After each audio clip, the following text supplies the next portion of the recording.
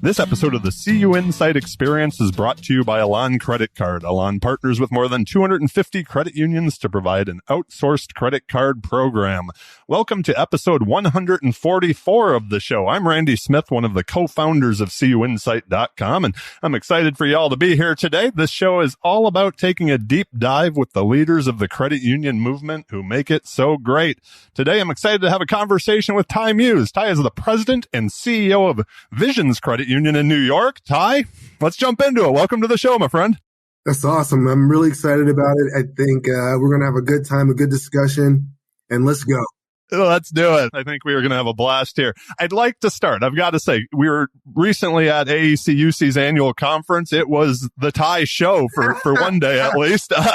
You won the Peak Crear Lifetime Achievement Award, which I kept thinking to myself the whole time, you seem too young for that. They're going to have to give it to you again, probably. Hopefully you got more in the tank. But the question I had to ask you, your face was everywhere, including the key cards. Your daughters were there. Were they like, Dad's cool, or were they kind of like just shaking their head, seeing Dad's face all over the place? Yeah, it was a little extra. They're used to it. If you haven't been able to tell, I have a big personality, and it's even like that here. I'm a little bit of a ghetto celebrity here. I was actually, last night we had a fundraiser, and it was a basketball tournament. And it was outdoors, and I decided to park 5 blocks away to walk to the event. It took me like an hour to get to the event because I just know so many people, right? And they recognize me. But with that said, it's a gift. I mean, they really know how to make you feel special. I think, Renee Suttywhite and the whole team there. I'm not always great at taking my flowers, so it's like they force me to stop. And you're right. I felt the same way. I'm like, how old do they think I am when they gave me this award? I'm like, I'm 51. But the funny part was that I think maybe the one advantage, there's probably two advantages looking back on it. One, I didn't get to know Pete Crear. I've never met him in my time in the industry, but, giving it to me at this age gives a lot of people a lot of opportunity still to cross paths. Is for the next, I'm doing this for at least 11 more years, and this gives me time where they know Ty, they can talk to Ty, I can still coach and mentor them as well. And then there's nothing wrong with kind of making sure that you're on course too. Like, I think if I was thinking I was deviating off course, I kind of got reaffirmation that, I'm doing what is right. And it's good to be focusing on the industry a little bit more now at this point in my career because I have such a great leadership team that allows me to do a lot. But yeah, I think that's really the two things I took out of it. I like what you said, though, that it does give people the opportunity to, like, you're still around, right? Like, it's not like people on the way out. One of my great pleasures over the past few years has been getting to know people like Maurice Smith and Bert J. Hash Jr. And we've traveled together to Africa. It's been amazing. And the fact that people are going to be able to have that kind of interaction with you, because I think we grow as leaders. I was going to say younger leaders, but I'm about the same age as you, so it's not me. But for the next group, so yes. Doesn't mean I can't still learn from you, my friend. But we're right in that same area. So a quick question. Love to ask everybody on the show, and this comes back to I grew up in Metro Detroit, and when you said the word credit unions, most people associated them with unions. Yeah. So when was the first time you heard about credit unions, and how'd that career path get you here? Yeah, it's funny. I actually, the first time I ever heard of credit union, I should have known when I was younger. My mother worked as a state employee in North Carolina, and I should have realized that she belonged to a credit union. But at that age, it meant nothing to me. I just saw a banking institution we walked into. But my first time I ever became a member I was Texans Credit Union. I was buying my first car down in Texas. I was down there. I had moved there with my wife, and it was my first exposure. And I do remember that it was super easy. They reached out and asked me if I need anything, and I never talked to them again. Right. And then after 9/11, my wife and I decided to move back to upstate New York, where I was raised. I'm originally from the South, but I was raised about an hour north of New York City. And when I moved back, I guess my resume from when that move happened was still floating on monster.com. Remember that site? Yep, absolutely. And I got a call from the supervisory committee chair. And eventually met the CEO of Hudson Valley Federal Credit Union, which is now Hudson Valley Credit Union. A woman named Mary Madden was there. And they basically said, hey, how would you like to come back to your hometown, stop that crazy commute, an hour and a half commute each way, take a pay cut, go back to audit. There's a lot of things that I had to do. But, I just had my second child. And I just started realizing there's got to be more. I was working for these great companies. I worked at GE, I worked at PwC, I worked at Goldman. But I just wanted something more, helping more. And there's something when just caught me on the right day about going to back to my hometown and helping. It was never about the job. It was always about helping. I just remember that was the pitch and taking half my pay. Taking half the pay to do something bigger, right? So did you always have, I guess, like in your career, professionally speaking, did you want to be the CEO? Did you like being a leader as you were coming up, or was that something that you had to kind of learn along the way? Yeah, so I think, I've always wondered, we have a class, we do a internal session for all our new managers and future leaders of the organization called Lead On and Lead In. And, one of the questions, I always lead it off in the first session, and I always ask them, are leaders born or is it something you can learn and be made? And it's a mix, right? I mean, certain people have natural characteristics and traits that I've always been the leader of everything. If I get called for jury duty, I'm the, I love that. You know what I mean? Yeah. So I'm always that guy. And some of it just might be my pure size. I'm 6'4" and I'm a big personality, a big presence, humor. All those traits lend themselves for people liking to be around you. But no, I had no plan on being a CEO, and even this, my plan, there's a story out there many people know. My goal was just to be an owner of a bodega. That was really all. I loved that. I loved hearing that. Yeah. True story, not exaggerated. You can ask anyone from my childhood that I just thought that dude was the coolest dude in the whole community. You knew the whole community if you're that guy, right? Like everybody comes to you. Yeah.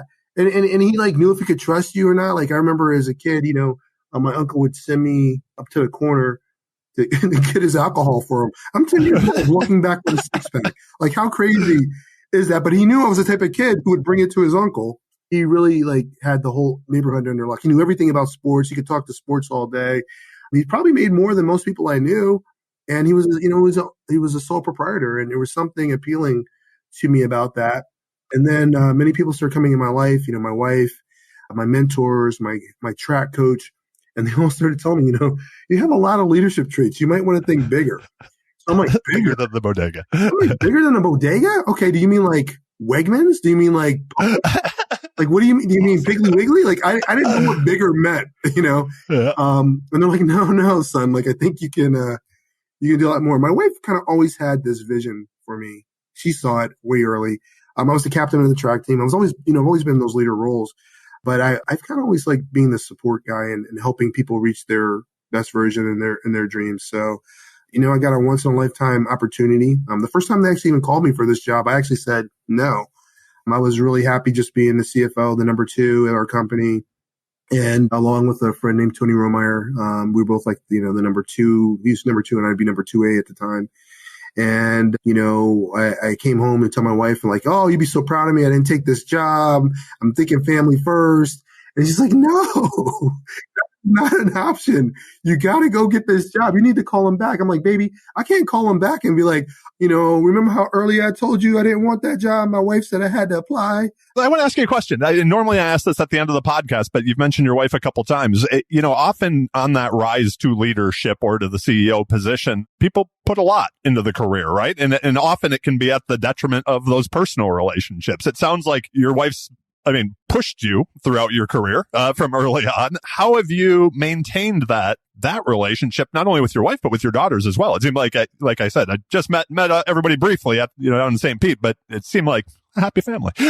So. Yeah, thank you. It helps when your wife's your best friend. And maybe it also helps that, we kind of started from nothing together. She was an amazing athlete. She still is an amazing athlete. And I followed her career in the beginning, and then she switched to follow mine. The kids, it's just, so one of the things I started to realize as a CEO is that I wasn't going to have as much time with my kids. So I had to make the time with them bigger and better. So, I've shared this story before where, one day I came home when I was a CFO at the last credit union, and the kids were out there swimming in the pool. They've been out there for hours, just, laughing and giggling. And I just hopped in with my full suit, dress shoes, everything. And I swam with them with a full suit on for an hour. If you talk to those kids later, they would have told you I swam with them all year. So I try to make each of those memories bigger. I let them pick vacations. They would pick every 2 years anywhere in the world they want to go. And my wife and I would go. And I just try to be present in the moments I am with them. We've started to do that with Jill's son. He's 11, where it's like, where do you want to go? And we make sure that that's kind of one of the trips. And this year he wanted to go to Rome for Thanksgiving. Yeah. So we're going back to Italy, but that was our list. And I'm so glad I did it. I thought I would love it, but I did. I mean, I absolutely loved every minute there. I wish we spent more time. We did a cruise so we could see multiple locations to see, to see what we want to go back to. And Rome is one of those we want to go back to. Yeah, I haven't been in a few years, but I love to travel. So we're trying to instill that in him as well. Let's talk credit unions. I could talk to you about this all the time. I'll take this two different ways. Hopefully you can share some knowledge here on both of them. What has you most concerned, I guess I would say, are the biggest challenges facing credit unions as a whole today? And on the flip side, let's then take it to the positive. What has you most excited? Whether it's what you're working on at Visions, you're also very involved nationally. For our movement as a whole, what has you most excited? Yeah, I guess what I'm most concerned about is the people and the talent and getting the know. Like, we're no longer competing with the community bank up the street. I mean, I'm competing with Google. Yeah, Google, PayPal, all this stuff, right? Yeah, all these guys need the same talent that I need.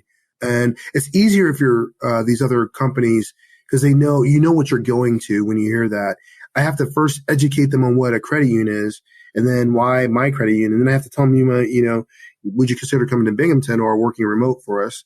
And once you kind of get there and you drink the Kool-Aid, then it's like a no-brainer. But you have all these hurdles before you can say yes. And then we have to understand that we have to compensate in that manner too. Like we can't, there's no credit union discount. You gotta pay for the talent you want. So I'm worried about continuing to attract and retain and recruit the talent we want. And because many of us aren't necessarily all in like the prime cities either. Because especially at these ages, these guys, they want to be in San Francisco. They want to be in New York City. But now I'm running into people who are like, no, I'm in Wyoming enjoying farming. If I have great Wi-Fi, can I work for you? Another question that I had down the road for you was like, what does that career in credit unions look like? Because we saw a huge change over the past few years. I mean, if we were having this conversation 3, 4, 5 years ago, people were like, remote work really doesn't work for, financial institutions, not just credit unions, but it was like financial institutions, right? We're like, no, you can't do this remote. And now we've seen that a lot of the jobs we can, right? Like, so what does that career look like if somebody, like, take your daughters, if they were looking at a career in credit unions 5, 10 years from now, what does that career look like for them? Does it look different than what you and I came into? Yeah, it will be different, but I think it's going to be exceptional. See, I think the best part is the core of helping people. Like, your purpose is so easy, right? That's the easy sell. But knowing that, my oldest works for Anheuser-Busch and she's on the process technology side, she's going to be a tremendous resource if she chose to come in to a credit union. She already likes the culture of credit unions, but imagine that type of talent coming into these credit unions. And that's what we're seeking. So I think you're going to get a lot of non-traditional credit union people working for us. I've joked sometimes that, we're really a technology company that happens to have cash. That's that's where we're at these days. But, end of the day, what differentiates a credit union, no matter what we say, is our product. And our product is really our people, right? So people keep talking about our product like it's the actual loans or deposits, it's our people. You can come build a branch in exactly all 50 locations that we have and put it right next door. You can make the same product. You can make it the same color, but you can't recreate my people. And so long as we kind of keep that DNA, that culture, I think we'll be okay. But I do worry about that too, right? I worry about, the resources we bring in. If we don't have them somehow cycling through the credit union, the headquarters, if we don't change how we then interact with them, they'll never be part of our culture. And our interactions with them will become transactional. So they'll work for a year or two and then they'll go somewhere else. And I don't want that. I don't mind in the sense that I love helping people achieve whatever they're trying to achieve. And once they're part of the credit union family, they'll always be part of the credit union family and they'll go out and they'll be like, they'll go out preaching the gospel, right? But I do wonder and worry as that culture moves forward. But I'm a former banker, investment side. So, I'm excited about the talent that's coming in. I'm excited about the bankers coming in. I think when they get here and see what it's like, the community banks work really similar to us in the sense you got to care about your community. You got to care about your people. You got to care about your customers or consumers, in our case, members. So no matter where you go, they're all believing customer service now, right? So we have to figure out how we're going to keep differentiating ourselves amongst that. Because before that's what separated us. So now they've caught up rather quickly. I mean, the latest surveys say that their customer service is as great as ours. Right? So yeah, so we don't have to put our hat on something else to take that title.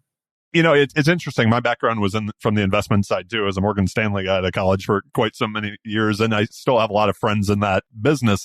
But it was something like once you're in the culture of credit unions, you can't imagine going out of it, right? Like it does kind of suck you in. Let me ask you that. That's a question that I've been asking quite a bit this year. And part of it is what you said about the remote. Like as maybe some more employees are remote, to be able to maintain that culture. If we talk a lot about culture, there was a great presentation on culture at AACUC recently.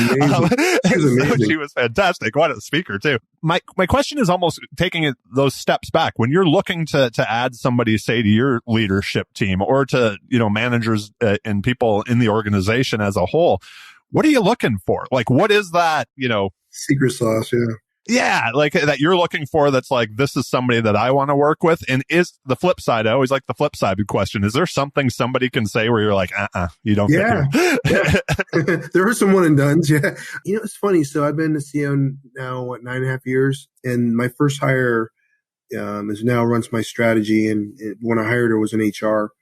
And our first year, we got through the first year. And, I had all these plans to change culture. And ultimately we got there. We've changed the culture a lot. But it takes a long time to change culture, man. It takes about 7 to 9 years. And even at this 9th year, I would say I'm about 80% there. And, it's really those kind of holdouts that they kind of tie you up. But, I remember 8 years ago, I was sitting there and I'm looking at, her name is Jenna Rosenberg. And I went to Jenna. I said, you know what, Jenna? We gotta stop hiring bankers. Like, let's just start hiring people we like. It almost was that simple. Like, I'm just, we could teach them how to do banking. I can't teach them to be a good person. Let's just hire good people. And so that's what we do. When we see people who are just excited about it, that are different, that come with their authentic self, that I like when people are different. I like when they think different than me. As long as they care about people, right? I mean, like, genuinely care about people. That's really, really important. So for me, it really starts with that. Just people who have a passion for serving, people who are really excited about the community, people who want to make a difference, people who value people, right? It's really that simple. We have a line that in our tagline on our magazine we put out every quarter, the money matters to people, but people matter to us. So, we focus on people at all times. Are there some things? Absolutely. A lot of times the things that turn me off when people are really just self-serving, self-promoting, I just know cultural fit, they're going to struggle with us because we want to win as a team. And I believe there's win-win scenarios. There's some people I work with that believe I win, they lose. And that's not a real good culture fit for us either. Yeah, absolutely. I want to circle back something I skipped over because I just find myself going down rabbit holes. But I did want to talk to you about mentoring and mentors that you've had along the way to help you get to, that CEO chair. And as you mentioned, winning the Lifetime Achievement Award, you're going to be around for a while. That gives you that opportunity to mentor others. So, how are you giving back to the person who maybe wants to sit in your chair someday? Yeah, I think it's really important. I think that's one of the most important things you can do is make sure you're ensuring the next person is better than you and can take the race further and faster. So for me, it was really important. So even getting that award, it was less about me. I didn't, I'm not a big award person. I get how it validates some things, but for me, it was an opportunity to show everyone that I'm approachable. Credit union land, we have this thing. They hear like, oh, he's 5.6 billion on you. You almost hear a gasp. Ty Muse, what size credit union you have? 5.6 billion. You're like, no, no one else, there's no other not-for-profit that they go, oh my God, you're too big. Right. You're too big to talk to. Even like American Red Cross, they go, oh my God, you're helping too many people. Another life you're saving, another life, Only in our industry do we go, oh my God, you're too big. You're helping too many people. It's a delineation that some smart marketing person did to make us divide our organization as big versus large credit union versus saying we're all the same. We might have different things we're tackling, but we're all the same. Every large credit union was once a small credit union, right? So for me, I think I achieved that just based on the fact that I've literally gotten hundreds of emails or texts after leaving the conference. But that was my goal to, one, really connect, let people know I'm very sincere about the fact that I want you to feel comfortable to call me. I want to mentor you. I want to help you reach the next level. And then even selfishly, who of these people might be talent that will come to Visions one day. So I think it's a really critical part. Each of us can climb over a wall, but it's much easier if you can stand on someone's back and have someone they'll kind of be there, your base, So I'm excited about that. But I mean, I've had calls from people about, how do you start a credit union to, hey, I'm at this 30, 50 million. How do I get to 100 million? And, how do I get staff, and how do I develop this, and how do I work my board, or how do I develop my board? So it's been really fun. I've been enjoying the week back since the award. I'm going to circle back to you on that board question here in a minute, but I did want to talk about like your network. Many people in our space obviously know you. I know Maurice and Renee both think the world of you. Mike Valentine, Bob Trunzo, you're on the CUNA Mutual board. They're both two of the most popular shows that we've had on the podcast when both those guys were on. So like, who does Ty surround himself with? Just recently, I had Paul Gentile on from Merck, and, he was a guy when I was starting CUInsight because of his past, right, at Credit Union Times. He was a great guy that I bounced things off of, but he was also one of those guys who didn't tell me every one of my ideas was great. Like, he just, he would, he'd go, that's dumb, man. And I'd be like, why? Tell me more, right? Who are those people that you surround yourself with? Yeah. So, obviously it's my credit union family, the guys I've either worked with at Hudson Valley or here at Visions. And even my CFO and I were just talking. I'm like, we work so much, it's nice when they're your friends as well, right? And they get to coach their daughters in track, and they ask me how my daughters are doing, and they genuinely care. It's not like a transactional thing. Industry wise, the first program that I entered that really kind of opened me up to the industry where you built relationships was a program through Jim Cardwell. It was like a CEO school for non-CEOs. And even at the event, like the CEO of Tinker, Dave Willis is like he's my man crush, man. I love this guy. And he snuck in and flew in to celebrate it with me. And I was just shocked. I was surprised seeing his wife there. And this goes back to before we were CEOs. Yeah. And he was the guy who he was part of the group. Like I went to that event so I could be better. Number two, if I understood what my CEO needed, I could support her better. And after that class, like he and others were like, no, you need to go be a CEO. Like you're ready, So they're a real big spark. And then I also have another CEO group that we built also through Cardwell of current CEOs. And we still meet twice a year virtually, once virtually, once in person. And, one of the things we do, we each come in with a problem that we're trying to solve, and we talk about it as a group, or just, and then we tell them what we're doing in our credit union. And we say, is there anything you want to see? This is the competition that we have in this industry is amazing. It's so nice that literally the credit union up the street can say, hey, how do you do business performance? We'll say, hey, come in, meet anyone you want, talk to anyone we have here. You can't do that in the banking world. So there is that group. But then the latest group, honestly, has been the boards, getting on the Feline board. I appreciate Mark Meyer reached out to me. Having those type of thought leaders around you, you just get better. April Cloves, I always sit next to her because she makes me smarter when I sit next to her. She's been on the podcast. I love the conversation with April. I'm a huge fan of hers, and unabashedly so. And then on the CUNA board, as you know, Mike Valentine, Karen, but most of Kevin Johnson is who I sit next to all the time.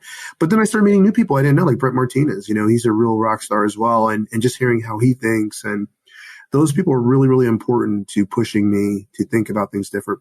And then finally, the vendors, to your point, you started meeting the Chuck Vagans of the world. You're just going to get smarter hanging out with those type of guys and ladies more often. And that's how I do it, man. I always say I'm not the smartest guy in the room, but I might be the funniest guy in the room. I'm definitely, but I work hard, like I'll work hard as anyone else, and I'll learn. It's good to have the smart people around you too, right? So it's if you're always the smartest person in the room, you need a new room. All right. I was just going to say that seems pretty boring, actually. I think it was Tim Ferriss who said you're the average of the 5 people you surround yourself with. You don't want to be on the top or the bottom, right? So this is a question that I heard on another podcast, but I absolutely loved it. Is there anything that, like, when you kind of look back over your career, maybe earlier on, maybe it's that CEO Institute that you talked about, that greatest investment that really paid off for your career? The example on the podcast that I heard was Warren Buffett says was a Dale Carnegie course. That just changed his career. So was there something for Ty early on that you're like, that really helped me? I was at Northeastern University. I was on my undergrad. So Northeastern is a 5-year program back then. That university changed my life in general with the co-ops and the people I met. But they had a professor who taught business philosophy, business ethics. And it was a new class because this is like right after Greed is Good, Wall Street. So this is a really important class. And I'll be honest with you, in school, with being on a track scholarship, I was just using it as a way to get this piece of paper so I could say I had my undergraduate degree. But I'm taking this class. And with track, you didn't have enough time to invest to be great at every class. You're literally spending 60 to 80 hours a week. And then I had a part-time job on top of it, so I had date money, So I would pick the classes that I wanted to always make sure that they knew I was really smart and sharp. And Philip Crotty taught this class. And you would think we were so opposite at the time. He might have been 70-some years old. I think he went to Oxford and Harvard, and he was teaching. And then you got this somewhat rural and urban kid from Newburgh, New York, that was taking this class. But I just thought it was such a great class. And I did every extra credit he had. So I was actually coming in the final already with 100 locked up. And so he gave us 4 questions. And there were those little blue books where you had to write out your answers. He was really big on writing. He thought writing was really important because he always felt business students didn't write enough. And so I was writing out the 4 answers. And then I just flipped back like 3 blank pages. And I just wrote a 5th question. Why is this class so important? And why he is so important. And so I just wrote that in, who am I? Think of the audacity of this 20-year-old kid to think that my opinion would matter to this guy. Sure it did, though. You know how that is, right? But I figured all he gets are complaints. So I just wanted to... and he was literally my favorite professor of all the time in college. He was the only professor I really went outside of hours to just talk to. I actually when they got an award, they called me to come give the award for him because everyone knew this affection I had for him. So next day, I'm done. I've just finished my 4th year, so I'm done with track. I'm looking forward to a 5th year where I had no more sports. I can enjoy college. I'm on a full ride. I can just sit back and enjoy dating my future wife and her through school and just know what it's like to be a college student. I get to my locker as I'm cleaning up and there's a note with a monogram with his initials on it. And I open it up and asked if before I left campus, could I swing by his office? And these were his hours. So I'm like, oh, maybe he didn't appreciate my question, and answer with the audacity of me. So I walk up to his office and he sits me down and he's like, what is your plans for the future? And of course I go, well, I got this bodega. And he also did not like this idea at all for me. And he said, well, what are you going to do? And he kind of gave me 2 options. He had this scholarship that could get you towards Oxford, or he could point me. And I didn't necessarily have the grades for it at the time with sports and everything, or the passion. And I really didn't want to leave. I wanted to stay here. I was really serious. And obviously my wife is the most important thing to me. And I knew that at that time even. And so I'm just thinking I'm leaving. And he goes, no. You need to get your MBA. And I go, I'm just kind of done with school. When I finish next year, I will never walk back into campus. And he goes, well, what if I can get them to skip your senior year? And he got me into this graduate school of professional accounting that was going to ensure that I had an MBA and a master's in accounting. So I got to skip my senior year. And because he knew I was not going to come back, but he also knew I would regret it and it would put me at a detriment for where he thought I could be. So that program definitely changed the trajectory. I mean, they had the best professors. They had MIT's business school. People would come over Harvard State. They in Boston, you just have such a great resource of educators. The experience was amazing. It set me up to go to PricewaterhouseCoopers, which just set me on a launch pad for the rest of my career. He also wrote out all the places he wanted me to work, and I religiously followed that schedule. And he told me if I did that, I could become anything I want. And he was right. Amazing. So that's a heck of a mentor. I was just going to say that's a heck of a story right there. I want to be respectful of time, but I do want to come back to the board question because I think that's one of the navigating the board is something that for one of my good friends, and again, we mentioned the similar age, some of our friends have become like you CEOs, right? And one of the things that I've heard from multiple is that idea of even if they were actively involved with the board as a number 2, that board relationship is a special one, right? When you're the CEO and you're right there between the board and the rest of the staff. So whether it's the squeaky wheel board member or the one who thinks they're always right, how have you brought along your board to your vision? How have you worked with boards? Any hacks that you've come up with over the years to good board relations?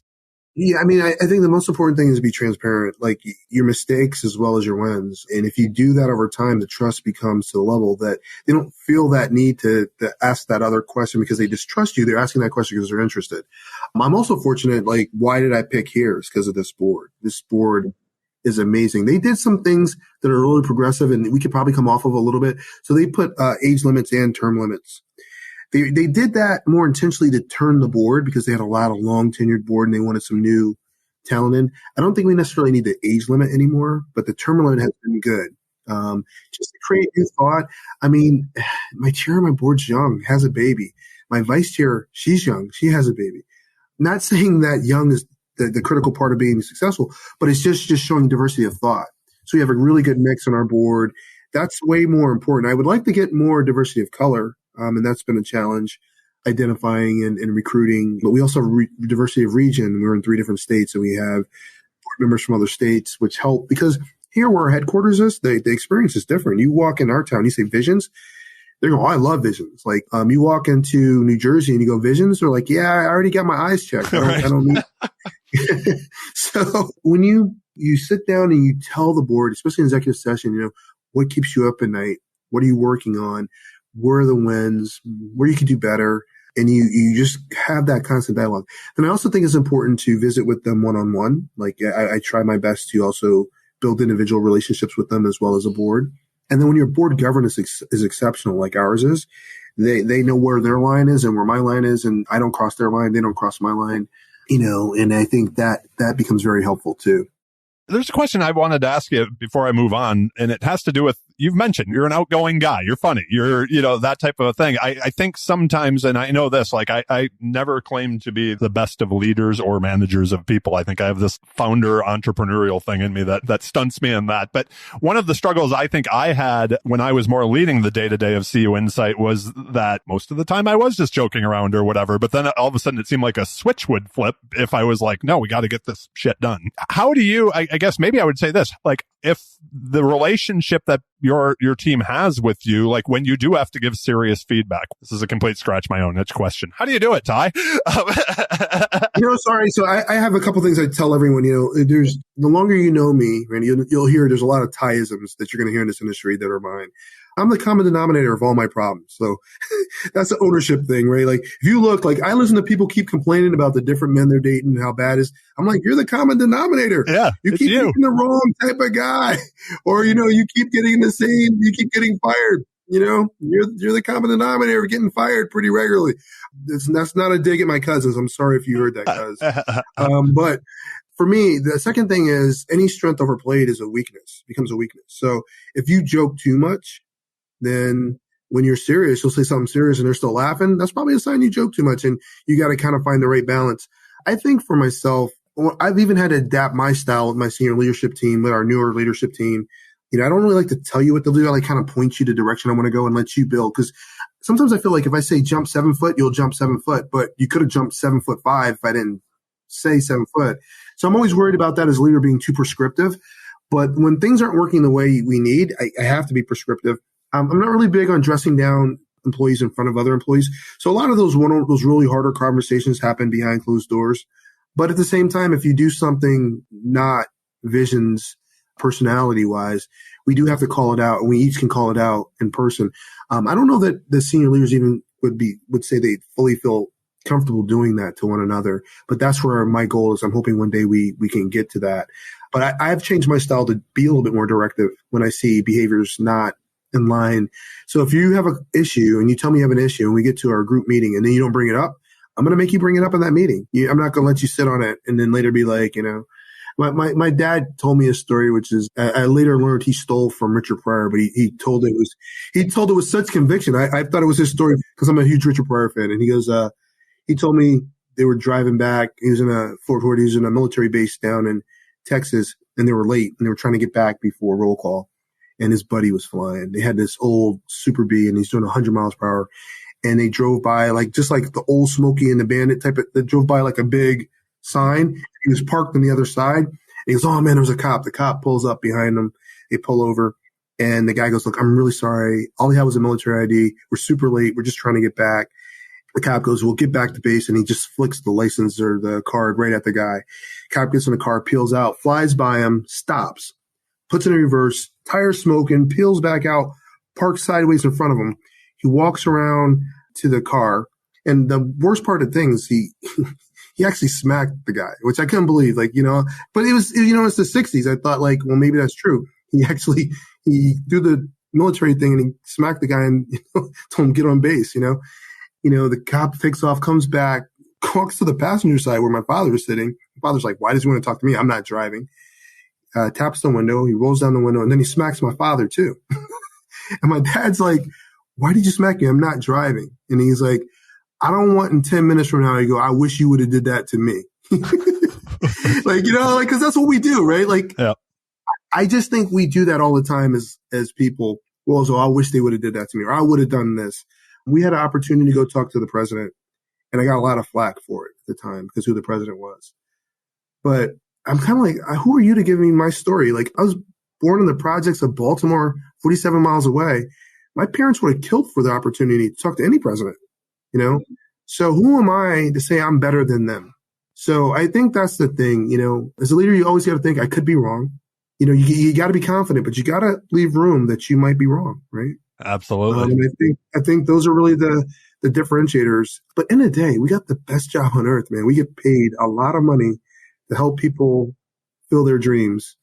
Life is really not that bad, man. It really is not that bad. That is true. I feel grateful and fortunate always, my friend, when it comes to what I get to be able to do and be a part of, right? So to play a small part. So I'd like to wrap things up. It wouldn't be the CUInsight experience without them, is some rapid fire questions. So the questions are rapid. Your answers don't have to be. All right. So actually that one I asked you earlier because I was so excited to ask about your wife. So I could skip over that one. That's a good. Okay. What's the best piece of advice you ever received and who gave it to you?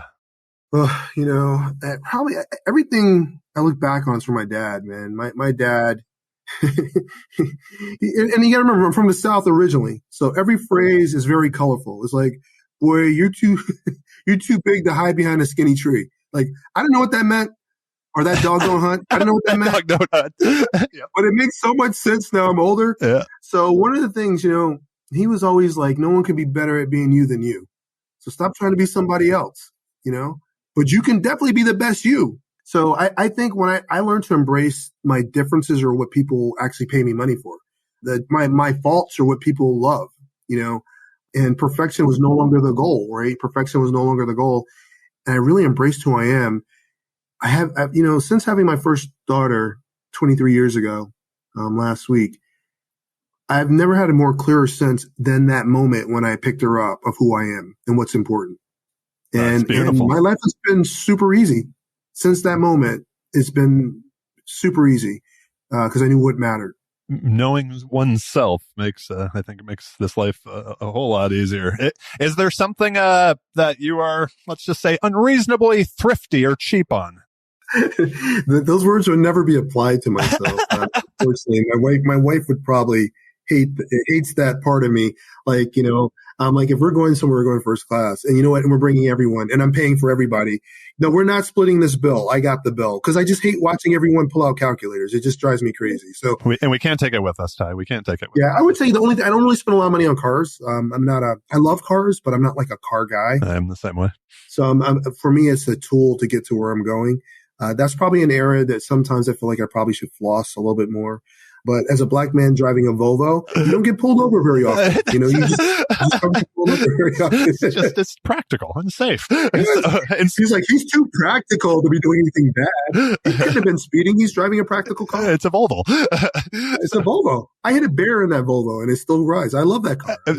So this question, I was so excited to ask you, and that's just because of how you referred to yourself at the awards ceremony. What's the greatest album of all time? That one you could listen to from front to back. Ooh, so I think they got it wrong. I think a lot of people think I'm a West Coast Snoop, and I'm not. And my team wanted me to go up and correct everyone. I was going to say, you're a New York guy. Come on. I'm a New York guy. Yeah.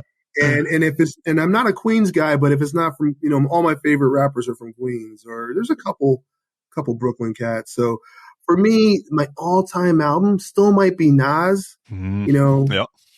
There's written one like that album. Like I remember where I was when I first heard it. And then the second album, I was in Tokyo at the time when it came out, oddly enough. And it was the only album in English I could get. And I just played that over and over and over again. So I think it's everything Nas, all day Nas. I love Nas. I love that. In St. Pete, I actually had dinner with NCUA Chairman Harper, and he asked this question, and he was like, I think you should ask this question in your rapid fire. And I was like, what is it? Who plays you in the biopic, the movie of your life? And unfortunately, I look more like Steve Urkel. But, I met Shaquille O'Neal once, and unfortunately for that, too, he's kind of like, man, you look a lot like me. I'm like, dang. And he's so big. And everyone says if Magic Johnson and Shaquille O'Neal had a baby, right, that's who could play me. Amazing. But look, if you're going to ask, you may as well ask for the best. I'll take Denzel every day. You're going to take Denzel. There's no cooler man on earth, no cooler walk, no cooler weight. I mean, he says, 3 words cooler than anyone else. All right, okay. He's the best. I actually couldn't agree with you more on that one. So the guy's just cool. And I love, I actually think we're lucky. I'm glad you actually mentioned that about the governors right now in NCUA. We're really fortunate right now. As I mentioned, Rodney Hood, but also Harper. Harper's amazing. He's been so receptive. He's reached out multiple times.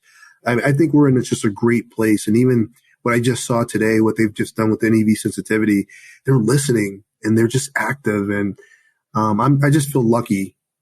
The relationship we have with our regulators right now and the leaders we have there, they're listening and they're part of our community. So I'm proud of them. Absolutely. Yeah. They've both been on the show too. And it's been a pleasure to get to know them over the last few years. So absolutely. What are you currently reading? And is there a book that either you've gifted or you just think everybody should read? So there's one book I do every year. Now I no longer read it. I listen to it every year. I'm an Audible guy, so I get it. Yep. Yeah, I'm Audible all day. Yeah. Like I'm 3 credit by. Absolutely. So my go back one is The Alchemist. I don't know why that book speaks to me about looking for your truth in your journey and then realizing that you go all over the world, but it's really with you from the start. You've always had it. You didn't have to go seek it. You already had it, and that's always spoken to me. Every year I always go back and do one old book, a book that I hated when I was younger. Yep. And then see if I like it when I'm older. And I actually went back and did Treasure Island, which was funny, but I actually really liked it. I have not. That's one that I haven't. I did the same thing because I didn't pay any attention in high school or college to the books that we had to read. So I've started to read more of them as an adult, right? And it's like, oh, these were pretty good. So I've been trying to do more books for enjoyment. Obviously, I do a lot of books for work. If you look behind me, you'll see a few. I went back. I Know Why the Caged Bird Sings. I just started that over and I forgot how beautifully that was written. And then in regards to basketball, I love basketball, but I went back and I did John Thompson's book after he passed away, as well as Carmelo Anthony's book. And Carmelo's signed by Carmelo. So I'm really big on, here's one that'll probably surprise. I went back and did Malcolm X's book. And it was one of those books when I was a kid, I couldn't get and there was a lot of tough stuff in it. I still struggle with, but there are some jewels in it as well. And, I think that I always try to reconnect and see if maybe my opinions have changed on things as I've gotten older. All the stuff I thought my father was crazy about, I realized how right he was. Now I'm getting older, That Malcolm X book is one that I had been reading kind of for years, slowly through, and then downloaded it on Audible and just was actually totally sucked into it. So it was something I need to listen to more than I think to read. But you caught something. There was something to that too. I've read it probably 2 or 3 times and struggled with it. I listened to it and I got it more hearing it in the voice. You know what I mean? Like that helped me a ton hearing it. I found that with biographies in general. I like them that way. And I do have to say, I have to give a shout out. I know Jill Nowacki's done work for you or with you, and she is my human and partner in this life. The very first book she gave me is her favorite book, The Alchemist. So for those who haven't, I'm serious, it's a super easy read, right? But if you don't feel good or better after reading that book, there's something you got to ask yourself. There's something you got to work on some things inside your soul, man, because it does help you. Absolutely. All right, last question. Here it is. When you hear the word success, who is the first person that comes to mind? My kids. Awesome. Absolutely. And you met them. They're like 2 beautiful black women, one 5'11", one 6'1". When they walk in a room, they own the room. And my wife had probably a lot more to do with that success than I did. But I I'm amazed at the level they're at compared to when I was the same age. That is amazing. I love the answer. I think in 144 episodes, that's the first time somebody has said their kids. So that's Really? that is, there's lots of moms and that, but I love that. That's amazing. So that's it, Ty. I appreciate you so much being on the show. I can't wait for our paths to cross again soon, hopefully. If people have questions of you, they want to reach out. What's your poison? How can they get a hold of you? Yeah, so email me. I think that's the best way. Tmuse at visionsfcu.org. I think that's really critical. I mean it. I would say LinkedIn, but quite honestly, I get over 200 vendor requests on LinkedIn, which kind of makes it, unfortunately, become a little bit of noise and harder for me to get back to you all. But I think that's the best way. And I do want to hear from you. Anything I can do. I hope you guys reach out and let me know from the podcast what you love to hear as well. So I'm a huge fan. I'm super excited that you let me be part of it and just keep doing all the great work in this industry.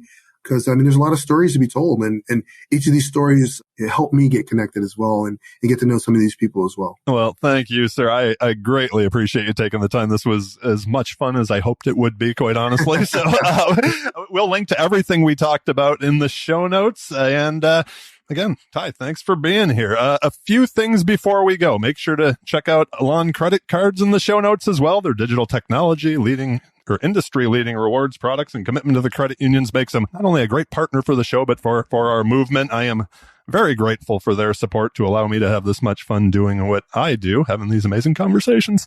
Please also subscribe to the CUInsight experience on your favorite podcast player, Apple, Spotify, we're on them all. And if you're looking for a book mention, like The Alchemist or any of the others that Ty mentioned, you can do a quick Google of the CUInsight experience podcast book list, and your next read will be on its way from Amazon. Last but certainly not least, I want to thank all of you for listening. Y'all rock. I appreciate the kind words that come in about this show and love getting to see everybody in person again. So I hope to see you all soon. Be well, friends, and talk to you soon.